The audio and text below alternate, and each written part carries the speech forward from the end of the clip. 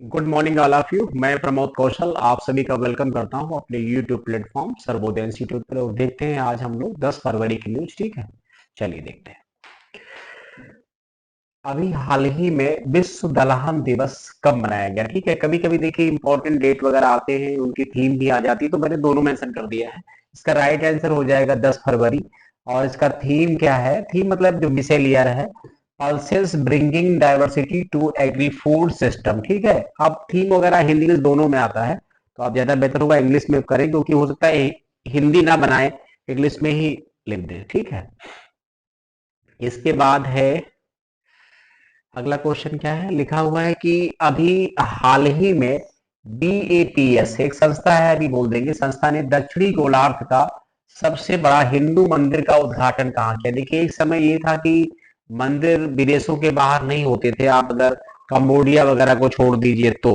ठीक है, अब क्या है कि जैन धर्म बौद्ध धर्म का तो प्रचार हुआ बौद्ध धर्म तो बहुत ही कामयाब हुआ एशिया में, लेकिन अब क्या है कि हिंदू धर्म की भी आगे मान्यता ज्यादा बढ़ने लगी। तो अब क्या है कि ये मंदिर दक्षिण अफ्रीका में ही बनाया गया है। BAPS एक संस्था है, यानी बोचा सनवासी अक्षर पुरुषोत्तम स्वामी नारायण संस्था। ठीक है, ये संस्था अक्षर पुरुषोत्तम स्वामी जो संस्था है, अभी देखा होगा यूएई में मंदिर बना था जिसका उद्घाटन मोदी जी ने किया था। ठीक है, अब यही चीज साउथ अफ्रीका में है। तो ऐसे भी क्वेश्चन कभी कभी एग्जाम में आ जाते हैं। ठीक है, अगर उस पर प्राइम मिनिस्टर साहब शामिल तो और बढ़िया। ये क्वेश्चन मोस्ट इंपॉर्टेंट है। उत्तर भारत का पहला हरित हाइड्रोजन संयंत्र की आधारशिला कहाँ रखी गई है? तो ये सब ऑप्शन आपके लिए दिए मैंने, आप चेक कर लेना। इसका राइट आंसर हिमाचल प्रदेश है। तो हिमाचल प्रदेश की तरफ चल देते हैं, देखते हैं। यहाँ लिखा हुआ है कि हिमाचल प्रदेश के मुख्यमंत्री सुखविंदर सिंह सुक्खू ने हिमाचल के सोलन जिले में 1 मेगावाट के हरित हाइड्रोजन संयंत्र के आधारशिला रखी है। इस परियोजना को Himachal Pradesh power corporation limited द्वारा ऑल इंडिया लिमिटेड के सहयोग से विकसित किया जाएगा। हिमाचल प्रदेश मार्च 2026 तक भारत का पहला हरित ऊर्जा राज्य बनने का लक्ष्य रखा है। ये बात थोड़ी इंपॉर्टेंट है, इसको आप लोग ध्यान रखिएगा। ठीक है, इस तरीके से ना। चलो, इसके बाद क्या है पॉइंट? कह रहे हैं कि हाल ही में चर्चा में रही बैलिस्टिक मिसाइल एतेमाद, ठीक है, और क्रूज मिसाइल गदर 380। वैसे ऐसे नाम हमेशा जनरली आप जानते हैं, ना कोई क्रिश्चियन कंट्री रखेगा, ना कोई हिंदुस्तान या ऐसे कंट्री मिलेगी, ये ज्यादातर आपको मुस्लिम कंट्रीज में ही होंगे। कुछ इत्तेफाक से ऑप्शन भी ऐसे ही हैं, तो इसका राइट आंसर ईरान के साथ है ना। चलो, ये बात ध्यान रखेंगे। इसके बाद अगला क्वेश्चन क्या है हमारा? अगला क्वेश्चन है कि वित्त वर्ष 2023 और 24 जो भी फिनिश हुआ 24, भारतीय निर्यात का शीर्ष गंतव्य देश कौन सा रहा है? तो इसमें हम अमेरिका को करते हैं, क्योंकि अमेरिका से सबसे ज्यादा जो है निर्यात हुआ है। ठीक है, इसके बाद जो पॉइंट अभी देखा होगा, प्राइम मिनिस्टर साहब अमेरिका जाने वाले भी हैं, क्योंकि जो ट्रंप जी फिर से बने हैं, थोड़ा बहुत तो अभी हवा चल रही है। अभी हाल ही में नेविगेशन सैटेलाइट, ठीक है, मिचीबिकी, क्या बोलते हैं इसको, मिचीबिकी 6 को किसने लॉन्च किया? नाम से तो लग रहा है कोई ऐसी कंट्री होगा। ठीक है, तो उत्तर कोरिया, दक्षिण कोरिया, चीन, जापान। तो Japan is the right answer. ठीक है, जापान के पीएम का नाम जानते हैं? अभी हाल ही के एग्जाम में पूछा गया था। ठीक है, अगर पता है तो कमेंट जरूर करिएगा कि जापान के पीएम कौन है ना। अभी लेटेस्ट बने थे एग्जाम में आए, वैसे एक वो कंट्री का पूछते ही है पीएम प्रेसिडेंट, तो उसको पढ़ लेगा, कमेंट करिएगा क्या उनका नाम है जापान के पीएम का। करेंसी और कैपिटल तो जानते ही हो, तो उसको नहीं पूछा मैंने।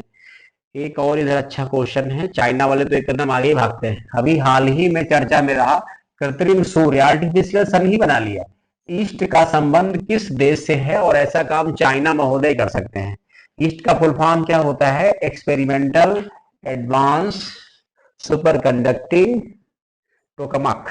ठीक है, ये उन्होंने नाम दिया, ईस्ट है। और कुछ क्वेश्चन हमने ऐसे रखे हैं जो हमने क्वेश्चन नहीं बनाए, वो आपके लिए ऐसे ही पढ़ने में हेल्पफुल रहेंगे। जैसे लिखा है केंद्रीय भूजल बोर्ड का फिर से पुनर्गठन किया जाएगा, राइट। इस बोर्ड की स्थापना 1970 में हुई थी। ये जल शक्ति मंत्रालय के अंतर्गत आता है, ये ध्यान रखेंगे। यानी मतलब इसको फिर से रीऑर्गेनाइज करेंगे, और इसमें परमानेंट लोगों का स्टाफ होगा, चेयरमैन होंगे, वाइस चेयरमैन होंगे, कुछ अधिकारी भी होंगे जिनको यूपीएससी के माध्यम से रिक्रूट किया जाएगा, ताकि ये जो है एक बड़ी भूमिका निभा सके ये बोर्ड, केंद्रीय भूजल बोर्ड। ठीक है, चर्चा में है। अब इसके बाद देखते पॉइंट क्या है। ये भी एक क्वेश्चन इंपॉर्टेंट है। दक्षिण अफ्रीका से 1990 में नामीबिया को आजादी दिलाने वाले सैम नुजोमा का 95 वर्ष में निधन हो गया है। वो इसके पहले राष्ट्रपति थे, ये ध्यान रखेंगे। तो पूछ सकते क्वेश्चन मोस्ट इंपॉर्टेंट है कि अभी हाल ही में सैम नुजोमा जो हमारे बीच नहीं रहे, ये किस कंट्री के हैं, चर्चा में क्यों थे? तो वो देश के राष्ट्रपति के रूप में जाने जाते थे। उनके निधन की घोषणा नामीबियाई राष्ट्रपिता, सॉरी राष्ट्रपति तो प्रथम थे ही थे, सैम नुजोमा। इंपॉर्टेंस क्या है इनकी? इन्होंने नामीबिया को साउथ अफ्रीका से एक प्रकार से अलग करवाया, आजाद करवाया। उनके निधन की घोषणा नामीबियाई राष्ट्रपति नांगोलो मुम्बा, ये नहीं भूलेंगे, ये वर्तमान नाम है। थोड़ा अफ्रीकन नाम डिफरेंट होते हैं, लेकिन पढ़ लीजिएगा कि नामीबिया के राष्ट्रपति हैं नांगोलो मुम्बा ने की, जो नामीबिया के चौथे राष्ट्रपति है ना। प्रथम तो वही हो गए जो भी हमारे बीच नहीं रहे, सैम नुजोमा साहब। नामीबिया दक्षिण अफ्रीका का एक देश है जिसकी राजधानी क्या है? विंडहॉक है। जिसकी राजधानी विंडहॉक है। इसकी मुद्रा नामीबियाई डॉलर है। नामीबियाई डॉलर दक्षिण अफ्रीकी रैंड ना के बराबर ही होता है। इसके पड़ोसी देश कौन कौन है? अंगोला है, बोत्सवाना है और दक्षिण अफ्रीका। दक्षिण अफ्रीका तो आजादी हुआ है, तो 3 इसके पड़ोसी देश हैं। ठीक है, एक प्रकार से अटलांटिक सी को टच करता हुआ ना, समझ रहे हैं इस बात को? तो हमें लगता है इतनी ही न्यूज सफिशियंट है। बाकी मेरी विशेषता है कि कोई न्यूज पिछले डेट की शामिल नहीं करता, इसी वजह से हमारी न्यूज 8 से 10 मिनट में खिंच जाती है। बहुत रेयर केस में कुछ ज्यादा मैटर हुआ तो 20 मिनट, इससे ऊपर तो आज तक कोई वीडियो मैंने जाने नहीं दिया। तो 10-12 मिनट की करंट अफेयर है, उसको आप आसानी से पढ़ भी सकते हो और डेली मिल जाती, ये सबसे अच्छी बात है ना, तो बर्डन भी ज्यादा नहीं होगा। चलिए फिर, थैंक यू सो मच, धन्यवाद। अच्छा लगता है तो एक बार जरूर सपोर्ट करिए आप सभी लोग हमारा। धन्यवाद।